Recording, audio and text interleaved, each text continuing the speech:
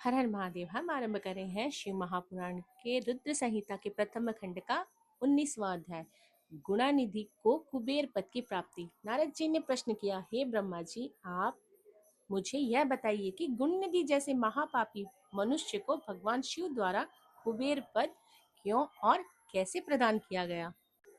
हे प्रभु, कृपा कर इस कथा को भी बतलाइए। ब्रह्मा जी बोले, नारद, शिवलोक में सारे दिव्य भोगों का उपभोग तथा उमा महेश्वर का सेवन कर वह अगले जन्म में कलिंग के राजा अनिंदम का पुत्र हुआ। उसका नाम दम था। बालक दम की भगवान शंकर में असीम भक्ति थी। वह सदैव शिव जी की सेवा में लगा रहता था। वह अन्य बालकों के साथ मिलकर शिव भजन करता।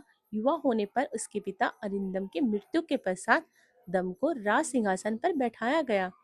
राजा दम सब ओर से शिव धर्म का प्रचार और प्रसार करने लगा। वे सभी शिवालयों में दीपदान करते थे। उनकी शिवजी में अनन्य भक्ति थी। उन्होंने अपने राज्य में रहने वाले सभी ग्रामध्यक्षों को यह आज्ञा दे रखी थी कि शिव मंदिर में दीप दान करना सबके लिए अनिवार्य है। अपने गांव के आसपास जितने भी शिवालय हैं वहां सदा दीप जलाना चाहिए। राजा दम ने आजीवन शिव धर्म का पालन किया। इस तरह वे बड़े धर्मात्मा कहलाए। उन्होंने शिवालयों में बहुत से दीप जलवाए।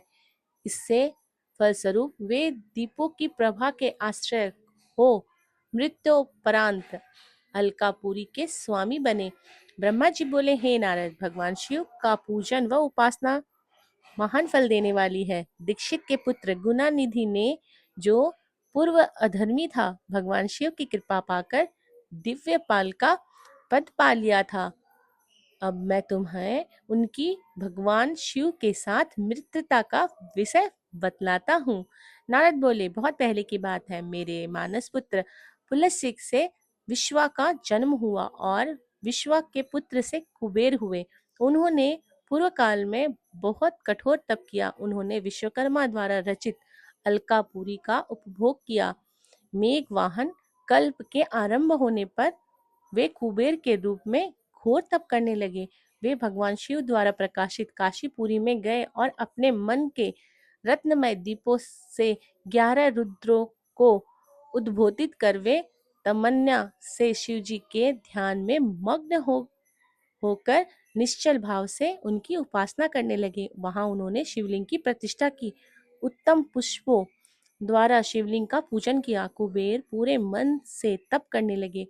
उनके पूरे शरीर में केवल हड्डियों का ढांचा और चमड़ी ही बची थी।